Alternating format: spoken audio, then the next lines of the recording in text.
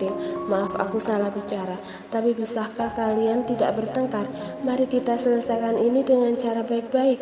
Kenan merinding dengan cara dua pria ini menatap dirinya hanya karena ia mengatakan kalimat tadi.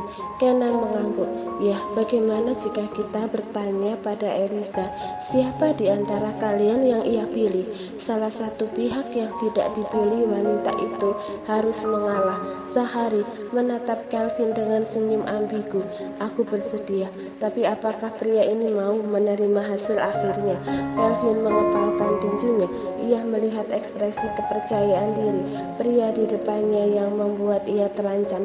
Elisa telah dekat pria ini selama 3 tahun, dan Kelvin juga tidak tahu apa yang telah Elisa janjikan pada Harry. Ia tiba-tiba merasakan rasa tidak aman yang telah menekan dirinya. Aku tidak akan membiarkannya pergi dariku. Kamu hanya bisa bermimpi untuk memilikinya, kata Kelvin sambil melangkah pergi. Jika itu keputusanmu, maka kita bukan lagi sahabat, tapi musuh satu sama lain. Kelvin mengabaikan Sahari dan tetap melangkah pergi. Saat ia sampai di parkiran mobil, Elisa telah lama pergi dan tidak lagi terlihat. Beberapa menit kemudian, di dalam ruangan pribadi hanya tersisa Michael dan Kenan. Ruangan itu menjadi sunyi, bahkan ketika pelayan membersihkan sisa kekacauan tadi. Ayo pulang, sudah tidak menyenangkan lagi berada di sini, kata Kenan. Michael mengangguk. Dua orang itu berjalan keluar dari ruang pribadi dan menggunakan mobil yang sama untuk kembali setelah memesan sopir panggilan. Bagaimana jika aku melenyapkan Elisa? Dia adalah akar permasalahannya. Jika wanita itu tidak ada lagi, maka persahabatan kita mungkin akan tetap bertahan, kata Michael saat mereka dalam perjalanan pulang. Kenan melirik tajam ke arah pria itu. Lakukan saja jika kamu memang telah bisa hidup dan ingin mati lebih awal. Aku harap kamu juga tidak menyeretku. Aku akan berpura-pura mendengar atau aku akan dituduh sebagai komplotanmu. Michael menyeringai. Hanya bercanda, aku tidak mungkin menggali kuburanku sendiri. Jika wanita itu hilang, maka aku akan dikuliti hidup-hidup dan dicincang oleh dua pria menakutkan tadi. Jika mereka berdua benar-benar menyatakan perang, aku ingin tahu kamu berada di pihak siapa. Michael terdiam untuk beberapa saat. Itu adalah jawaban yang berat baginya. Entahlah, lalu bagaimana dengan dirimu? Jika aku sedang bersama Kelvin, maka aku akan berpura-pura berada di pihaknya. Tapi jika aku bersama Sahari, aku akan terlihat seolah di pihaknya. Michael menatap Kenan dengan tatapan kesal. Dasar penjilat tidak berpendirian. Di rumah keluarga besar Sahari, ia segera menuju ke ruang kerja ayahnya. Saat ayahnya melihat penampilan putranya yang mengerikan, ia menghela nafas dalam. Memalukan, masih bertengkar meski telah menjadi pria berusia 30 tahunan. Luka lebam di wajah dan darah yang mengering di sudut bibir putranya sudah bisa menjelaskan apa yang baru saja dialami oleh Sahari. Aku ingin menjalankan perusahaan. Pria parubaya itu mendongak dengan ekspresi wajah yang tertegun pada apa yang baru saja ia dengar. Bukankah kamu mengatakan hanya ingin menjadi seorang dokter saja? Sekarang aku juga ingin menjalankan perusahaan. Ayah Sahari masih terdiam dan belum memberikan jawaban. Ia memang sudah lama menunggu putranya yang paling pintar untuk menjalankan perusahaan farmasi miliknya. Namun Zachary selalu menolak karena dia hanya ingin menjadi dokter. Siapa yang ingin kamu lawan menggunakan perusahaan? Ayah akan tahu nanti. Atur saja pekerjaan untukku di perusahaan. Zachary melangkah keluar dari ruangan. Ia mencoba menghubungi Elisa, namun tak mendapatkan jawaban. Kelvin yang baru saja sampai rumah dan tidak menemukan Elisa juga menghubungi ponsel wanita. Namun nomor Elisa bahkan tidak bisa dihubungi. Malam itu kedua pria terjaga karena tidak mendapatkan kabar dari Elisa. Sementara wanita itu kini tengah berduaan dengan Carissa di sebuah kamar presiden suite setelah Elisa memutuskan untuk memanjakan dirinya sendiri. Ia bahkan memesan layanan terapis pijat ke dalam kamar. Dia membutuhkan relaksasi untuk menenangkan ototnya yang menegang. Apakah kamu telah diusir dari istana keluarga Wilson? Tanya Carissa setelah mereka menikmati pijatan. Tidak, aku hanya merasa jenuh di rumah. Carissa menoleh ke arah temannya yang berada di ranjang tepat di sebelahnya. Aku berteman denganmu cukup lama. Aku sudah bisa menebak apa ada yang terjadi, bukan?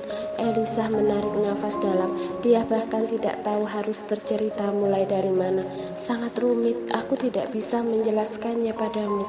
Perkataan Elisa semakin membuat Carissa penasaran. Ayo, jelaskan saja pelan-pelan padaku. Setelah berpikir beberapa detik, akhirnya Elisa mulai menjelaskannya secara perlahan. Butuh 30 menit penuh hingga ia selesai menjelaskannya, yang dimulai dari pertemuan dengan Sahari hingga kejadian malam tadi. Gila, jadi sekarang kamu telah dikejar oleh dua tuan muda kaya di kota ini. Keren. Yang satu adalah Kelvin Wilson dan yang satu adalah Zachary Mitchell. Saat Carissa merasa sangat antusias, Elisa justru menatap tajam ke arah temannya. Apakah itu anugerah buatmu? Carissa mengangguk. Tentu saja, aku ternyata memiliki teman yang populer. Elisa menatap temannya dengan tatapan belati yang membuat Carissa akhirnya menyeringai. Oke, aku akan serius sekarang. Jadi kamu pasti dalam dilema saat ini untuk memutuskan siapa di antara mereka yang akan kamu pilih, bukan? Elisa menarik nafas dan menghembuskannya dengan berat. Sebenarnya jika aku bisa memilih, aku tidak ingin memilih keduanya. Aku pernah berjanji pada Zachary, jika aku sudah memulai membuka hati, maka aku harus memberi kesempatan padanya. Lalu kalaupun aku memilih Kelvin, maka itu hanya karena aku ingin Efrain memiliki keluarga yang lengkap.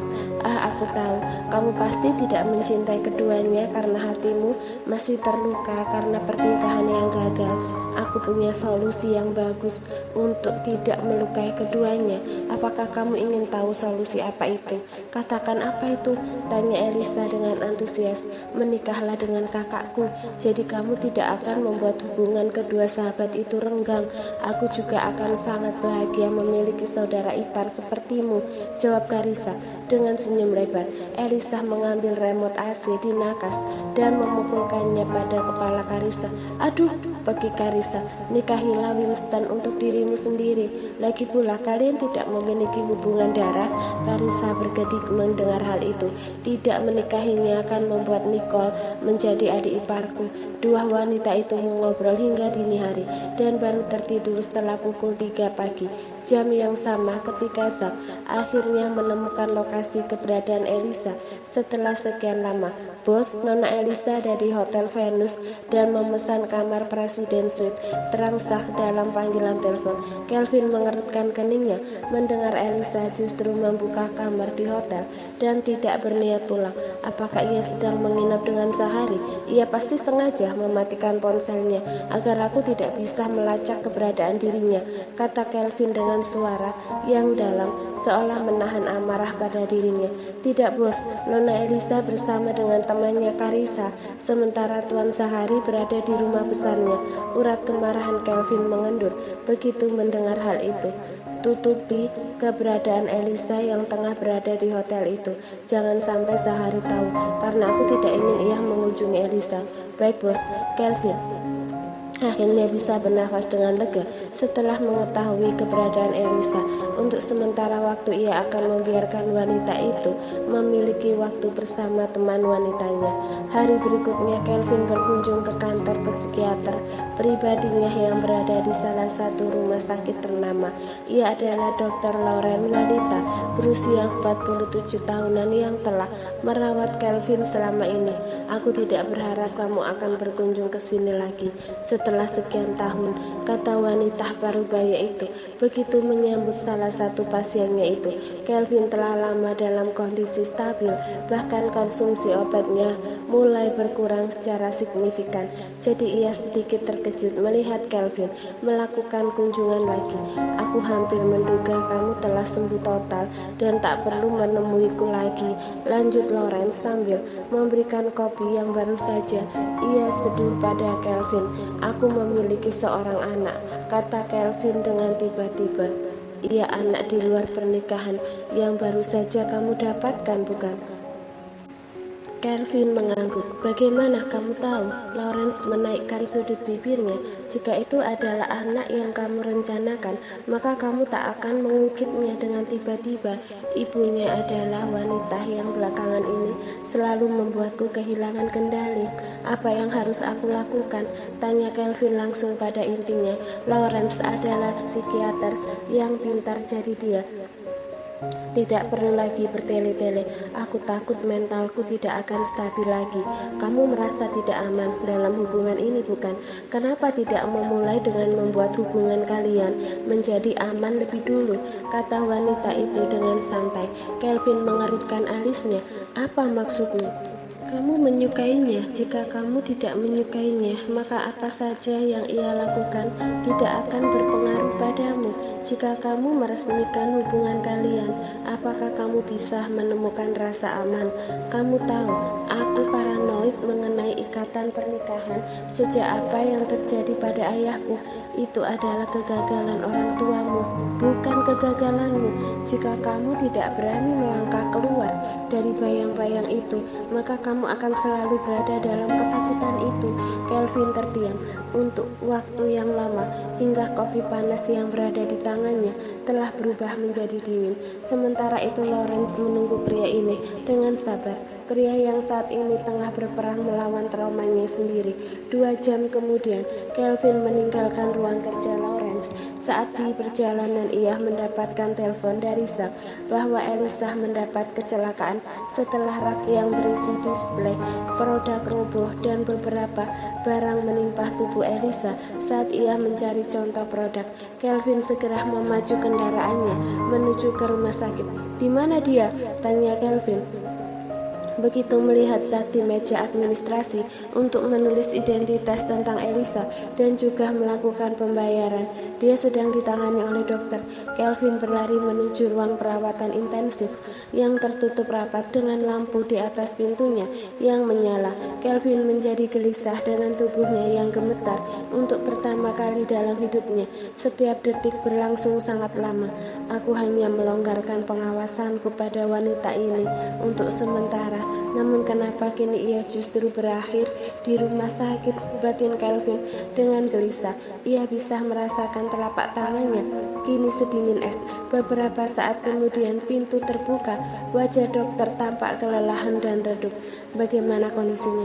Tanya Kelvin menghampiri dokter yang baru saja keluar dari ruangan. Maaf, kami sudah berusaha semaksimal mungkin, tapi nyawanya tidak tertolong, terang dokter itu dengan wajah penuh penyesalan. Kelvin meraih bagian leher baju dokter itu dan mencengkeramnya dengan erat. Wajah marahnya begitu menakutkan, seolah ia adalah iblis yang tengah marah. Apa maksudmu dengan tidak bisa menyelamatkan nyawanya? Cepat masuk kembali dan selamatkan ia, atau aku tak akan membiarkan nyawa kalian lolos begitu saja, kata Kelvin dengan gigit berkatuk. Beberapa perawat berusaha melerai, namun Kelvin sekuat banteng yang bahkan cengkeraman tangannya tidak bisa mereka lepaskan. Ia mengalami pendarahan hebat, sudah tidak mungkin menyelamatkan nyawanya lagi karena jantungnya telah berhenti, terang dokter itu dengan ketakutan. Dia tidak boleh mati, sudah kukatakan untuk menyelamatkan dia, pekik Kelvin yang mulai kehilangan kendali. Kami bukan Tuhan, jadi tidak mungkin kami bisa menghidupkan kembali orang yang sudah mati. Tubuh Kelvin gemetar, ada campuran rasa marah dan juga kesedihan yang mendalam. Siapa yang mati? Tiba-tiba sebuah suara familiar datang dari belakang. Kelvin menoleh ke belakang. Ia melihat Elisa tengah berjalan sambil berpegangan tembok karena masih merasa pusing. Keningnya diperban setelah kejatuhan produk yang melukai kening itu. Sementara luka lain di tubuhnya hanya lebam ringan. Wanita itu kini menatap ke arah Kelvin dengan penuh tanda tanya. Ia keluar dari ruangan perawatan setelah mendengar keributan. Setelah melihat bahwa pria yang sedang mengancam dokter itu adalah Kelvin, ia ingin tahu siapa yang mati dan yang telah membuat pria ini menjadi hilang kendali. Bahkan ia juga memiliki ketakutan itu adalah keluarga Kelvin.